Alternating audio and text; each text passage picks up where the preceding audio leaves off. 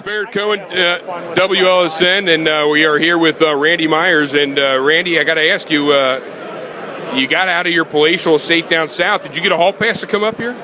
Well, I'm from Washington State, so them guys are down south and stuff. They were throwing me under a bus there. They said that you moved down south. See, they got me. No, I've lived in Washington my whole life, but, it's just got out here. We're, making some money for charity, and it's a good thing. And so, it's kind of enjoying ourselves. Randy, talk about that special season that I've asked those other guys about, 1990. It was a magical season. But I like the one question I like is the funny stories. I talked to George Vogel. He's told me a bunch of stories that occurred during that special season. But I'm going to ask you, what's one funny story that sticks out from that season? Perhaps it was Rob or Norm. Or does anything stick out, a funny story like that? Well, let me think what I can say. I think Browning, Tom's going to be saying the one about where Lou didn't think a stun gun would hurt, so I floored him in the locker room. He's going to actually mention that, and the funny part of that was like the second inning, he went out, and he was sitting down the whole time, not thinking nothing of it. Well, he went to argue a call, and he went out and he fell down because his leg locked up, and waved never mind, went back to sitting down. But that was one to where, but it's like 50,000 volts, and he said, well, this won't do nothing because I could do it on myself. And he tried it, and it didn't work for him. When you guys played the Oakland A's, and you were big time underdogs, I mean, everybody knew about that. Did you guys rally around that? Was that something, the David versus Goliath thing? Because, they had Stewart and the big guns on the mound, but you guys went out there, you punched them in the face first, and you really set the tone. Was that game one? Was that the tone setter for the rest of the series? I don't. A lot of people think that, but I think we were going to win. The difference is they had Eck in the bullpen. They played 8-inning games. We played 5-inning games because we had Norm, Dibbs, and I. So, like Eric hit that home run, and now you're going to have to score 2 on Jose to beat us. But if you don't get them in the 5th inning, we're ready to go. And, we ended up tying it up and going extra innings, but it was, as a team, our guys knew. That's why we didn't have a lot of save opportunities, because, we're up by 2 or 3, and all of a sudden we're up by 5 or 6, because the guys could manufacture runs. It reminded me of the 86 Mets, which I was on that team, is, you had Lenny, Wally, Keith Hernandez, Straw, Gary Carter, Howard Johnson. Well, all them guys could intermix wherever they're batting. Well, who do we have?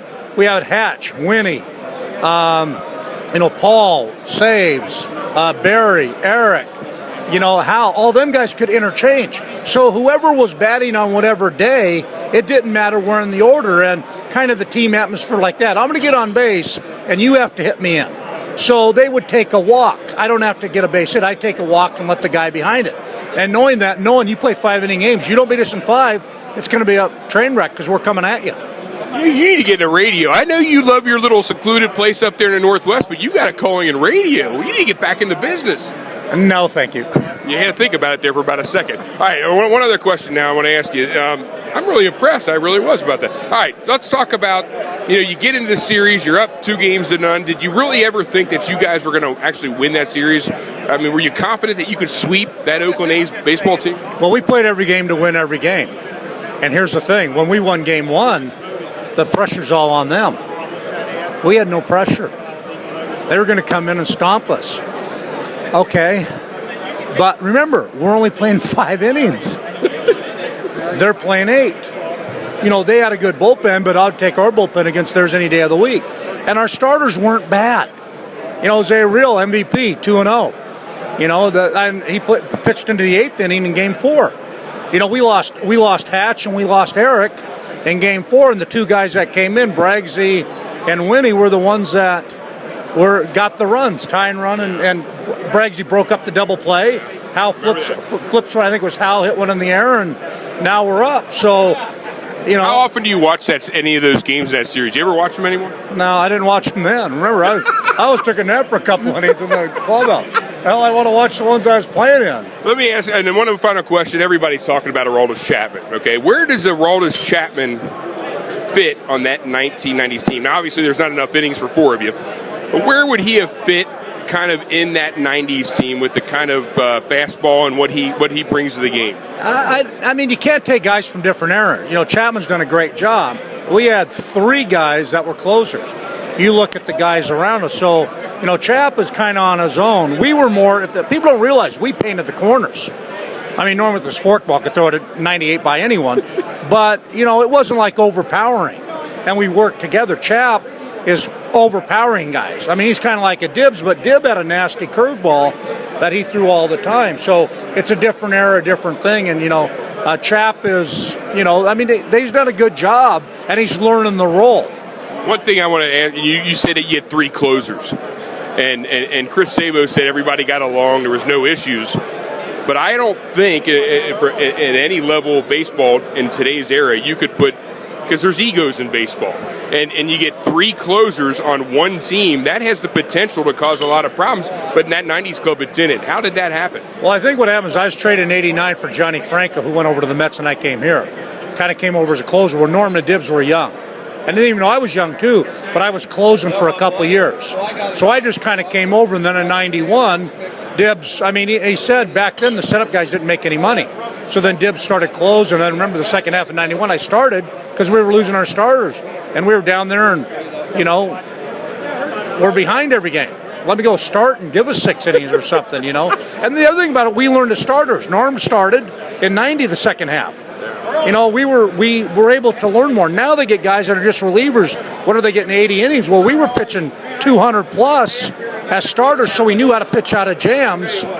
And because, you're pitching 6 innings. So tell everybody what you're doing now out in the Northwest. Because, they say that they say you don't come out. I'm saying, and then Rob said that's just a bunch of shtick that Randy loves to let people believe. So what are you doing up there in the Northwest? Is that accurate? It's pretty accurate. Not Rob. Do a lot of charity stuff. Do a lot of conservation work. Rocky Mountain Elks Foundation, Ducks Unlimited, Sparkle International. Now don't run through that. It's important stuff. So where can people go to learn more about that? You can go on the site. Like Rocky Mountain Elks Foundation is one of the 2 largest independent conservation groups in the U.S. Conservation through wildlife, hunting or enhancement, Ducks Unlimited, online, same thing, one of the largest, Fire Club International, one of the largest worldwide, if not the largest conservation through hunting, through, caring for the game, through honoring animals. Have you always been into that stuff even when you were playing, or is that something you did after post-baseball? Well, baseball is 12. I used to hunt, a weekend a year. Now I'm hunting a few more weekends of the year, but I do a lot of nonprofit stuff, a lot of charity stuff. So it's just, got property and stuff, so you're, you can't do it when you're playing ball. You give up 20 years of your life to be able to do some things, and hopefully trick them long enough, and hopefully I tricked them long enough. And no interest to get back in the game? No, I've had some offers, major league coaching and stuff, but it was like, I gave up 20 years of my life. I'm going to get up 8 months for some yahoo who doesn't appreciate it. And then what's he going to do? Guy wants to fight a coach or something? Honestly? Really? You don't know anybody ever done that, have you? Oh, yeah, but you get these guys and they've never, they just never had to be part of a team. That's kind of the thing is you're part of a team. Too much, guys aren't, two strikes choking up. They're swinging, to the fences. I was just going to ask you, how has the game changed? Last question. How has the game changed from 1990 in your era? How has it changed to what it is today? What's the biggest change? Free agency? No, David Johnson had something in '96. I went over to Baltimore, and I went over there because he said, I'll take a 270 hitter on a World Series team over a 300 hitter on a losing team. He goes, the winning teams that want to win will find you. And I think that's kind of like Norm, for an example. Every team wanted him. He'll take the ball whenever. Go there, bust your butt as a team, try to win, and, you do the best you can.